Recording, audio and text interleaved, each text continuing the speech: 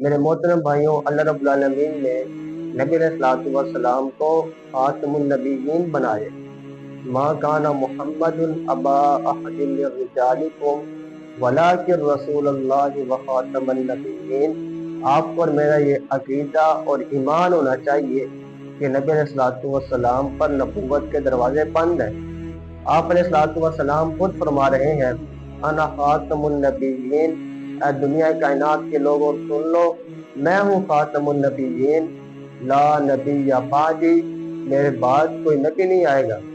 اس پر ہمارا اتفاق اجماع ہے، لیکن ایسا ہو سکتا ہے، اور آپ علیہ الصلوۃ والسلام نے فرمایا بھی کہ میرے بعد 30 دجال ایسے آئیں گے جو اپنے آپ کو نبی کہہ رہے ہوں گے، اور آپ کے بعد آئے بھی صحیح۔ آپ کے دور میں بھی مسلمہ کذاب نے نبوت کا دعویٰ کیا، اور اسی طرح حال ہی میں مرزا غلام محمد قادیانی نے نبوت کا دعویٰ کیا، اور ایسا دعویٰ کیا کہ اس کے بہت سے ماننے والے بھی بن گئے۔ اور جو بندہ کسی ایسے کو سنے کہ وہ نبوت کا اعلان کر رہا ہے اور اس پر دلیل مانگے، تو فرمایا وہ بھی اسلام سے خارج ہے۔ ایسا مضبوط ہمارا عقیدہ ختم نبوت کے متعلق ہونا چاہیے کہ جو مرضی کہتا رہے، ہم نے اس سے دلیل نہیں مانگی، کیونکہ ہمارا ایمان ہے کہ نبی علیہ الصلوۃ والسلام خاتم النبیین ہے۔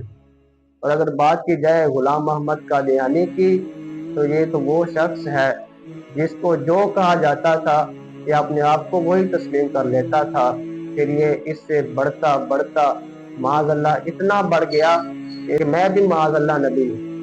اور پھر علماء حق نے ان کا تعاقب کیا، ان کے خلاف تقریر کی، ان کے خلاف انہوں نے کتابیں لکھی، لیکن جب معاملہ حد سے بڑھا تو مولانا ثناء اللہ امرتسری رحمہ اللہ وہ مباہلے کے میدان میں اترے، اور اس بدبخت کے ساتھ مباہلہ کیا کہ آپ مباہلہ کر لیجئے، بچے کی زندگی میں جھوٹا مر جائے گا۔